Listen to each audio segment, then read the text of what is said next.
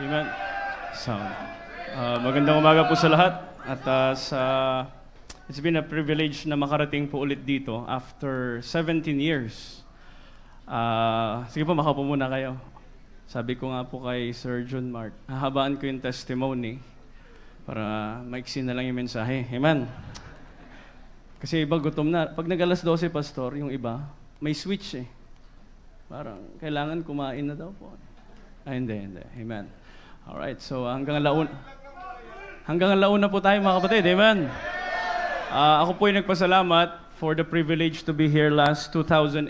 Nag-aral po ako sa UPLB and batch 16 ng BYSC. For 1 year ay nakasama ko po yung mga members dito and some other members from other churches. And I thank the Lord for the experience and the lessons na natutunan ko po as a college student. Then ako po ay nag-transfer sa Baguio. And ako ay nagpasalamat na yung panawagan po ng Diyos, totoo po yung kaninang awit eh. Sabi ng awitin, I have heard your calling in the night. In the times na nag-iisa ka, in the times na walang conference, walang preaching, yun po yung panawagan ng Diyos sa akin. So I thank the Lord na inabot ko po yung hanggang 4th year of college and nagtitesis po ako noon. I remember a time nasa library ako, hindi ko may focus yung isip ko sa sa ginagawa ko. Bakit po? Merong panawagan yung Diyos. So I thank the Lord. Actually, it's an honor for me to be here. Salamat po, Pastor Arnold. The first time I met Pastor Arnold ay medyo parang yung intimidating ang dating. Opo. Ano po yun? Christmas kantata ng BYSC. Sabi niya, buksan niyo bibig niyo! Ganun. Sabi ko, grabe si Pastor Arnold. Ganito pala si Pastor Arnold, sabi ko. Pero I thank the Lord sa kanya pong buhay na nakita natin yung faithfulness ng Panginoon for 41 years dito po sa CBBCLB. And ang aming pong mission work po ay nagsimula sa Burgos actually. Burgos, Ilocos Sur. Yun po ay isang bayan sa bundok. At ang population po doon is I think 13,000. At napakalawak po ng area. At sabi ko, Panginoon, dito mo ba talaga ako tinatawag? Ako'y nasanay, lumaki po ako sa Manila. Napunta po ako ng Baguio City, naging area leader po as a full-time worker doon. Then sabi ko, Panginoon, parang walang tao dito. And for 6 months po ay nagmumotor po, balik-balik po doon hanggang sa nakapag-establish ng Mission House. And by the grace of God po, last year ay nakapag-first mission anniversary. Please pray for us. This coming November 9 is our 2nd mission anniversary in our new location po sa bayan ng Santa Maria. And praise the Lord na ang Panginoon po ay kumikilos sa kanyang gawain. God is working. And tama po yung theme po natin. It is not our work, but it is God's work. Amen? It is God that worketh more than us. Minsan nakala natin matagal na tayo sa ministry or marami na tayong nagawa. Pero tama yung sabi ni Pastor Arnold na ang Panginoon ang patuloy na nag-work pa rin hanggang sa panahon na ito. Kaya nga po, ako'y nagpasalamat. Continue to pray for us. And gusto ko pong diretso na po tayo sa mensahe. Let's all stand please as we open our Bibles in Acts chapter number 10. We will study Acts chapter 10 at babasahin po natin ng salit-salitan. Let's read responsively from verses 1 down to verse number 8. Acts chapter number 10 in verses 1 to verse number 8. At yung mga ibang members po ng Santa Maria Mission ay nasa virtual po. So salamat po at nakapag-connect po sila at nakapag-join sa atin. Alright, verses 1 to 8, I will read verse 1. Please read verse 2. The Bible says, there was a certain man in Caesarea called Cornelius, a centurion of the band called the Italian band.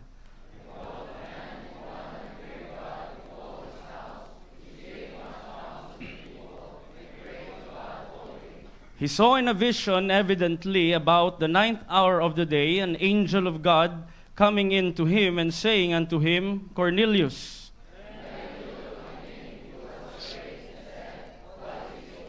Verse 4. And thine alms are come up for a memorial before God. Verse 5. And now send men to Joppa and call for one Simon, whose surname is Peter.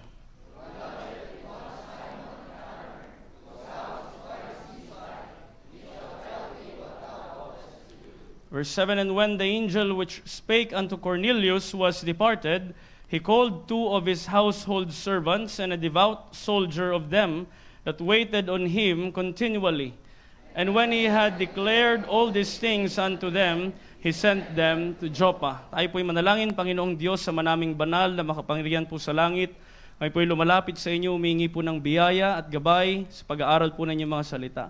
Tunay nga po na napakahalaga ng inyong pong panawagan para sa pagmisyon at napakadakila po na inyong gawain. We are not worthy. Kami po, Panginoon, ay kulang. We are limited, Panginoon. Pero salamat na sa oras na ito ay may pagkakataon po kami na ma-encourage, na ma-exhort through Thy Word. Continue to bless Thy Word, Panginoon, in our hearts. Gamitin niyo lang po ang inyong lingkod. I am good for nothing, Panginoon. It's only by Your grace that we can stand behind this pulpit and preach Thy Word. But help us, O Lord, let the Holy Spirit work in the hearts and minds of Thy people this morning. Linisin niyo po kami, Panginoon. Patawarin po sa lahat ng aming mga pagkakasala at pagkukulang. Itong aming dalangin at pasalamat sa pangalan po ng Panginoong Hesus. Amen. Please be seated, mga kapatid. Amen, amen. At actually po ay nandun pa rin po yung kaba, nandun po yung pagod. Salamat po sa panalangin. Ang aming pong travel ay from Ilocos po. Yung aking pong father sa Santa Cruz, I think 7 to 8 hours kung regular po na time. Sa akin po +1 lagi. So sabi ko nga sa kanila, mas lugi ako sa biyahe kasi mas mahaba. Pero salamat na nandito po sa inyong harapan at makapagpahayag ng salita ng Diyos. Now, the context of Acts chapter 10, kung babasahin po natin ang chapter po na ito, it talks about the vision from God. Amen? The vision. Kaya nga po sa isang simbahan, napakahalaga po ng vision. And we thank the Lord that we have a pastor. Amen? That through the pastor, God shows His vision, and yung vision po na yan ay nagli-lead para tayo po ay makapaglingkod sa Panginoon. Ako'y nagpasalamat. I have been with 3 pastors po. Yung unang pastor ko po, Pastor Hill, doon po ako nabaptize. 2001, I was saved and baptized. Nag-join sa ministry. Then umakyat po ako ng Baguio. Andun po yung aking pastor, Pastor RJ. Then pagbaba ko po ng Ilocos, andun yung aking father. And I thank the Lord for the direction na binibigay ng mga pastors. Amen? Kaya nga po, kung tayo po ay maghahanap ng tunay na magli-lead sa buhay natin sa simbahan, hindi po yung kapwa-membro natin. Amen? It must be the man of God. It must be the pastor. Ako po hindi ko sinasabi yan because I am now a preacher, but I thank the Lord that God is showing the vision to the man of God. Kanina po dumaan ako dyan. Na-amaze po ako dun sa vision. Sa inyo pong plano na mag-build ng napakalaking auditorium, lahat po ng mga nandiyan, I believe that that is God's plan through the man of God. Amen? Kaya nga po, the vision here, kapatid, makikita po natin, dalawa po ang kinausap ng Diyos. Yung ating binasa is a man called Cornelius, isa po siyang Gentile. Now, kung babasahin niyo po ang Bible, especially in the New Testament, the gospel was only preached to the Jews. Primarily to the Jews. Kaya nga po dumating yung time na si Peter po ay kinausap din ng Panginoon. In this chapter, makikita po natin na ipinakita ng Diyos sa kanya na ang ebanghelyo ay hindi lamang para sa mga Hudyo, but for all the people. Amen? Salamat kapatid that the Bible says, for God so loved the world. Kanina po natutuwa ako, sabi ko, anong lingwahe? Hindi ko maunawaan. Meron bang speaking in tongues dito? Napunta ba tayo sa Baptist Conference? Yung pala niliwanag ni Pastor Vallejo. Amen? That hindi lamang po ang mga taga Laguna, hindi lamang ang mga taga Maynila, salamat ng Ebanghelyo nakaabot sa Ilocos. Amen? We are a 5th generation from CBBC, from Pastor Ed. I thank the Lord for the privilege na tawagin sa gawain na ang ating layunin ay kaligtasan para sa lahat ng tao. He is not willing that any should perish, kapatid. Amen? The purpose of the church is none other than to preach the gospel. Preaching the gospel that only Jesus saves, not for the Jews only, but also for the Gentiles. Kung titignan niyo po ang sinabi ng Bible, gusto ko lang ipakita sa inyo some small things. In verse 5, sabi ng Bible, and now send men to Joppa. Nandoon po si Peter sa lugar na tinatawag na Joppa. 800 years before, meron ding tinawag doon. Ang pangalan niya ay Jonah. Amen. At galing din siya sa Joppa. Amen. Ang nakakalungkot nung tinawag ng Diyos si Jonah, tumakas. Amen. Sinong tatakas sa inyo mamaya? Amen. At marami sa atin ay tumatakas sa panawagan ng Diyos. Amen. But thank the Lord, si Peter. Nung kinausap siya, ano niyo po nakakatuwa pa kay Peter? 3 beses kinausap ng Diyos. Makulit si Pedro eh. 3 beses niya pinagkalulu ang Panginoon. Amen. 3 beses siyang tinanong, mahal mo ba ako, Pedro? At ngayon 3 beses siyang sinabihan ng Panginoon, Pedro, ang ebanghelyo ay para sa lahat. Bakit pa ulit-ulit ang Panginoon? Kasi makulit tayo. Amen. Kaya nga ang panawagan ng Diyos ay paulit-ulit na dapat umalingaw sa ating mga tenga. Sa maghapon na ito, kapatid, maunawaan natin na napakahalaga na tinatawag tayo ng Diyos. We need to work for God's ministry. And sometimes, kapatid, habang tayo tumatagal, especially ito po, para sa mga nag-work sa ministry, tayo pong tinawag na ng Panginoon. Sometimes what we see is our hands doing the work. Sometimes pag napagod tayo, may karapatan na tayong magalit, may karapatan na tayong magyabang. Amen. Kaya nga po, the title of this message this morning is The Divine Hand in the Mission. The Divine Hand. Now, kung titignan natin, kapatid, sa buhay po ni Cornelius, siya po ay isa pong debotong. Sabi sa verse number 2, he is a devout man. And sabi ng Bible, one that feared God. Alam niyo po, dito sa ating bansa, lalo parating na po itong mga tradisyon, parang pakiramdam mo talaga ang tao ay may takot sa Diyos. Amen?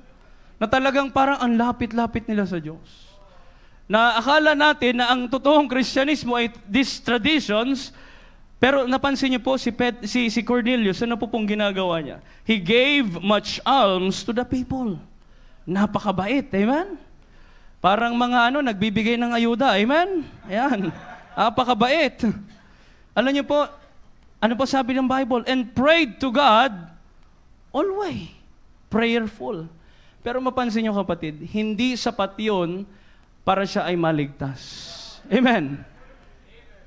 Lahat ng sinabi sa verse number 2 ay hindi sinabi doon na pagkatapos siyang ginawa, lahat ng yan ay naligtas siya. But he still needs to hear the gospel. Kaya nga po, huwag tayong magsawa, kapatid, na ipahayag, ipangaral, iproklama ang mensahe ng Panginoon. I thank the Lord sa ating pong pinanggalingan, CBBC. Salamat po that we are trained to win souls. We are not trained to proselyte. Amen? Hindi po tayo humahatak ng iba-ibang member, but we are trained to win souls. At tandaan nyo, kapatid, ang sabi ng Bible dito, kilala ng Diyos si Cornelius. Kinausap siya mismo ng Panginoon. Sabi niya, Cornelius. Alam niyo po, dalawa yan eh. Salamat, kapatid, na tayo po ay kilala ng Diyos bago tayo naligtas. Amen? Alam niya yung ating pangalan. At ngayon din po, kapatid, alam ng Diyos yung ating pangalan kung hindi pa tayo tumutugon sa panawagan. Amen. At tandaan natin, kapatid, this is a calling. It is a vision from God. Pero sana po makita natin dito na ang gawain ng Panginoon ay hindi natin kaya sa ating sarili lamang. Ako po, nung nagsimula ng gawain po sa Burgos, through the leadership of our pastor, it was June 2023. Merong mga kapatiran from Burgos, uma-attend sa Santa Cruz. That is almost 1.5 hours na biyahe po. 45 kilometers. Sinusundo namin every Sunday.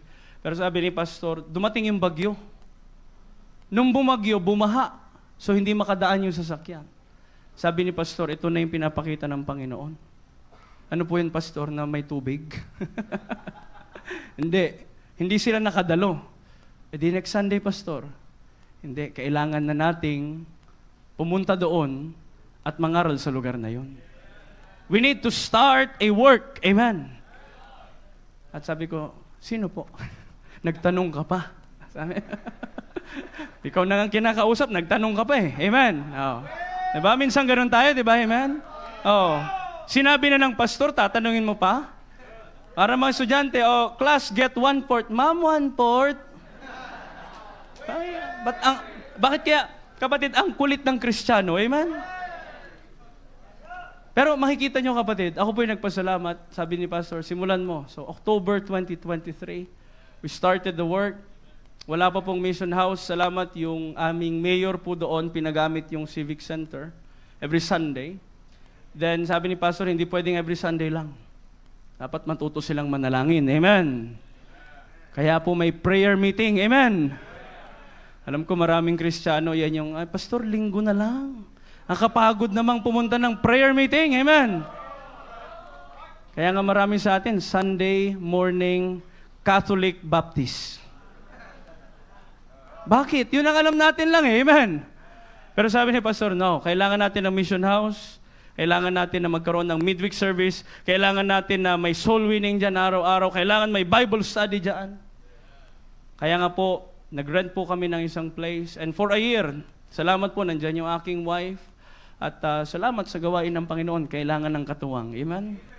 Kaya kayo mga binata, ay manalangin kayo maigi. Oo. At kailangan nyo mag-pray. Kasi hindi po madali ang gawain pag mag-isa ka lang.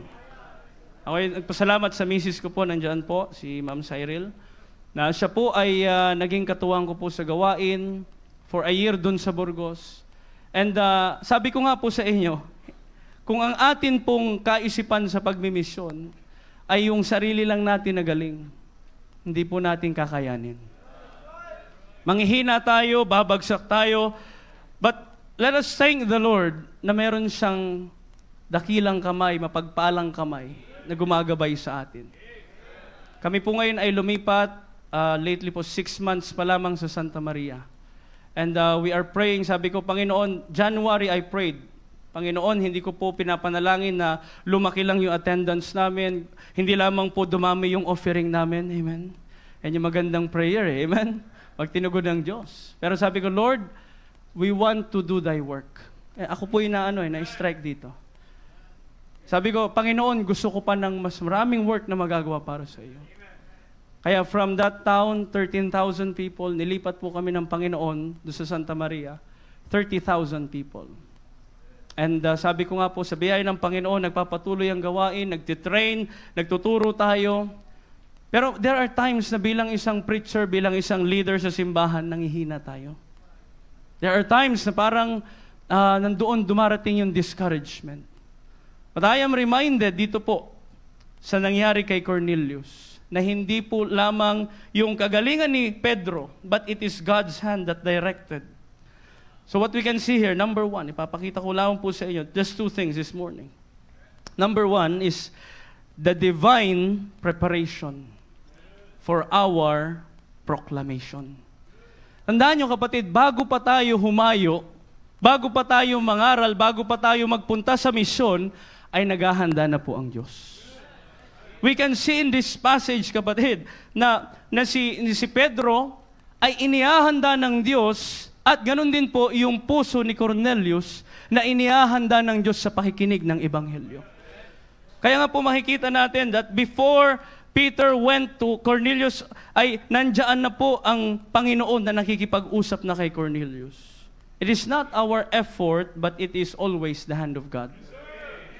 Kaya nga pag nagsusol winning tayo, kapatid, hindi natin ipinagmamalaki dapat yan. It is not to brag about. Why? It is not our work. Amen. It is God's work. Salamat na meron kang bibig. Amen. Pero sino ang kumausap sa puso niyan? It is the Holy Spirit. It is the Holy Spirit. I thank the Lord to be able to share the gospel, to be able to preach the word. Pero we need to remember that God is preparing before we are proclaiming. Amen?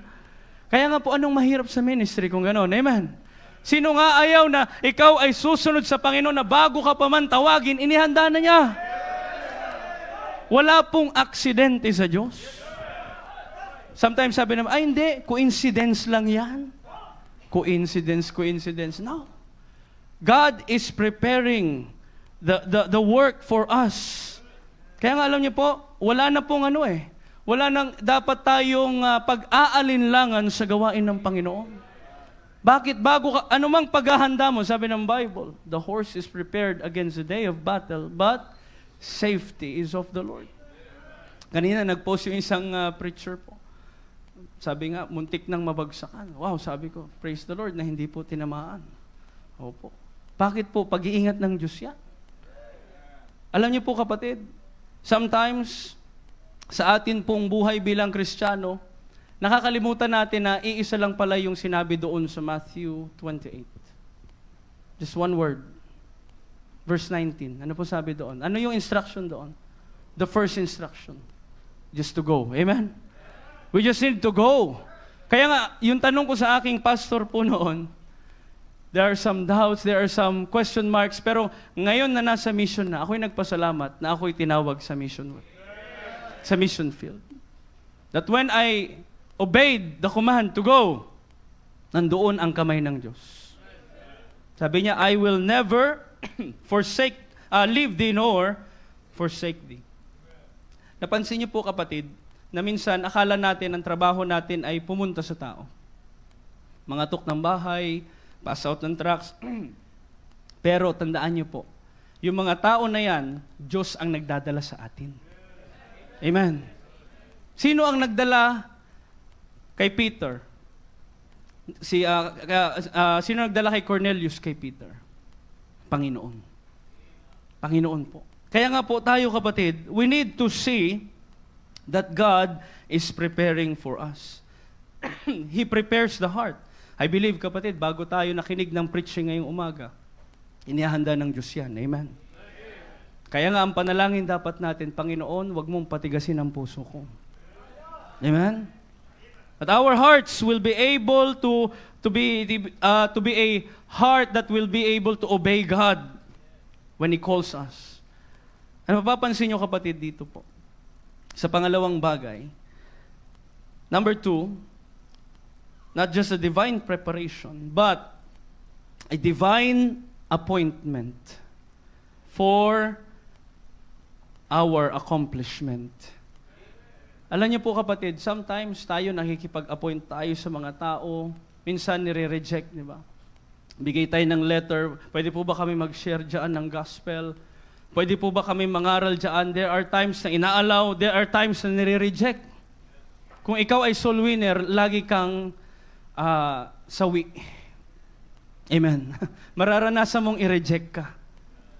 Pero kung hindi ka na-reject, ibig sabihin, hindi ka nagsusoul winning. Amen? Amen. Alam mo ako, hindi man ako nire-reject. Bakit? Wala ka namang ginagawa. Alam niyo po, bilang isang soul winner, bilang isang lingkod ng Diyos, there are times na para bagang, Panginoon, tama ba yung direksyon na ito? Pero tandaan niyo po, itong nangyari po sa buhay ni Cornelius ay napakagandang halimbawa na ang plano po ng Diyos ay ma-accomplish natin yung kanya pong kagustuhan, His will. And hindi tayo makikipag-appoint. Kaya nga before we go, we are praying, Lord, bigyan mo ko na appointment dyan sa mga taong yan. Bigyan mo ko, Panginoon, na appointment sa mga nangangailangan ng inyong salita. Sa mga unsaved na people. Alam niyo po, sabi ng Bible, ang plano po ng Diyos is to seek and to save that which was lost. Kaya nga po kapatid, ang Diyos ay nananawagan sa atin na sa Kanya pong gawain in the mission field, it is not our ability. Amen.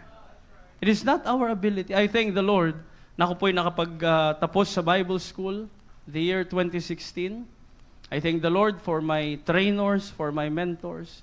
Pero pag nasa mission field ka na, hindi yung galing mo. Amen. Minsan kasi bago pumunta sa mission, di ba? Alam mo, ganito. We are proud. Pero habang tumatagal, sabi ko, Panginoon, salamat na mas lalo kong nakikita yung kamay mo sa gawain mo.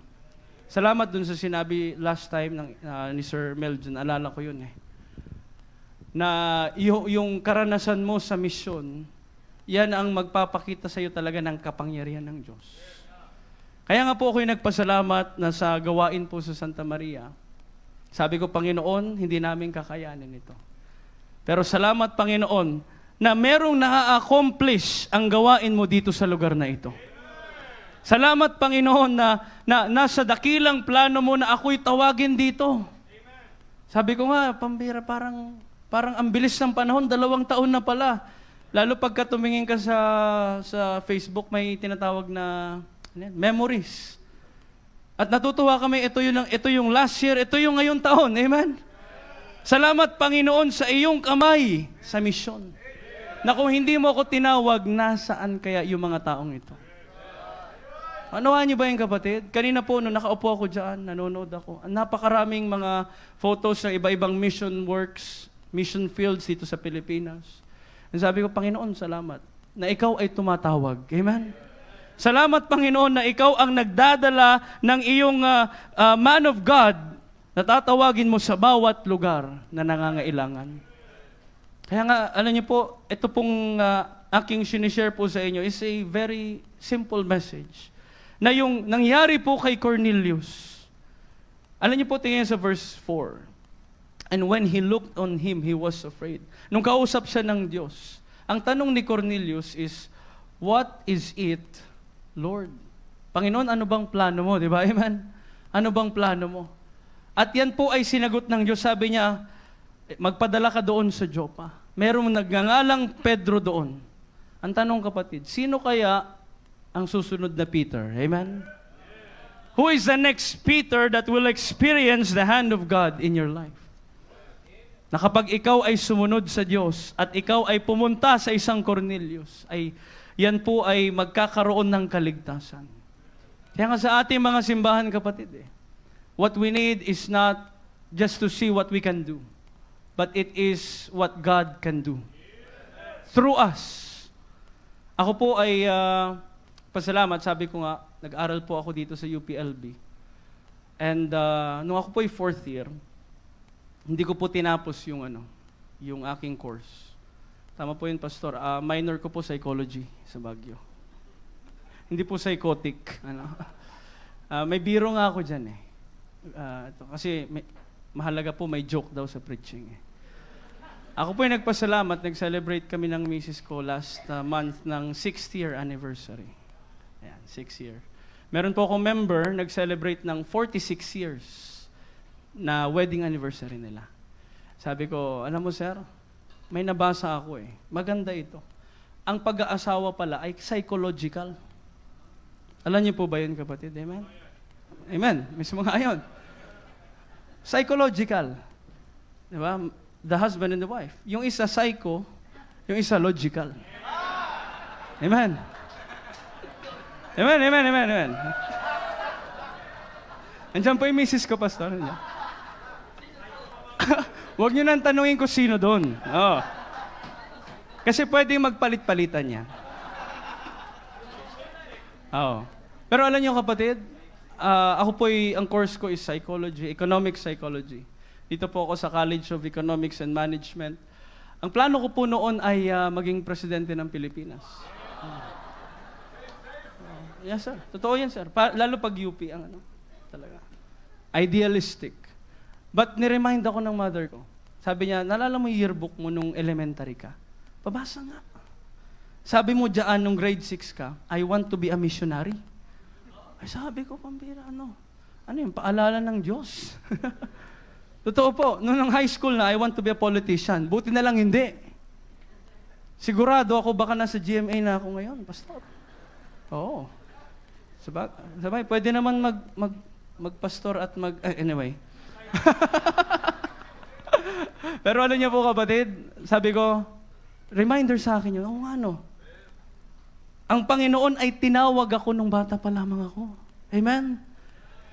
It took how many years? Sabi ko nga, nung ako'y nagsuko ng buhay ng 20 years old, sana noon pa. Sana nung hindi pa ako nakaranas ng kamunduhan at na-impluwensyahan ng mundo. Sana nung ako po ay bata pa lamang ay nagsuko na ako ng buhay. Pero ang Diyos po ay may plano sa atin. Maybe some of us, ang plano ng Diyos, tawagin ka ngayon. Tawagin ka ngayon. Alam po ng Diyos yung pangalan natin. Alam niya yung pangalan ni Cornelius. Alam niya yung pangalan ni Peter. Alam niya kung saan nakatira si Peter. Alam niya kung sino mga kasama ni Peter. Amen.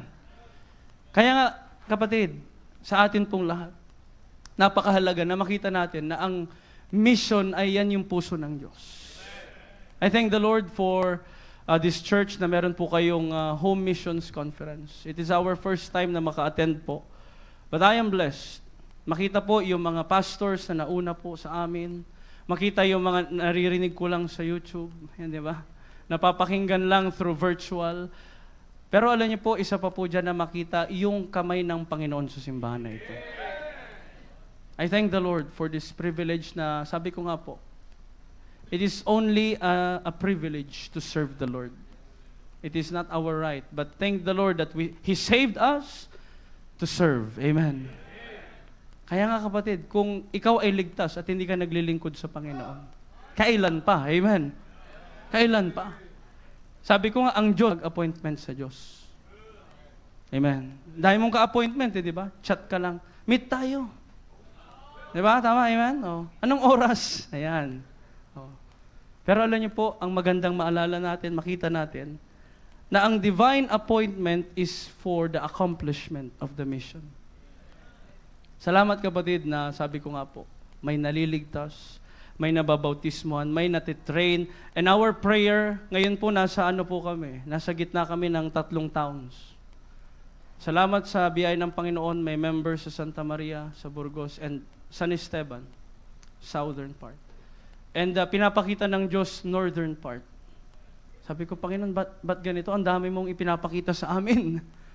Ibig sabihin, kailangan nating tumugon sa panawagan.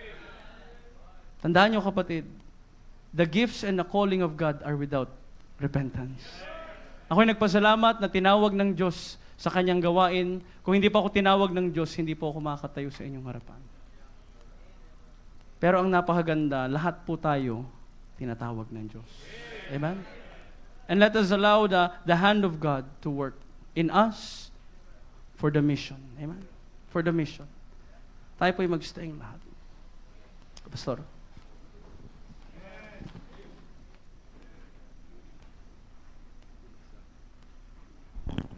Amen.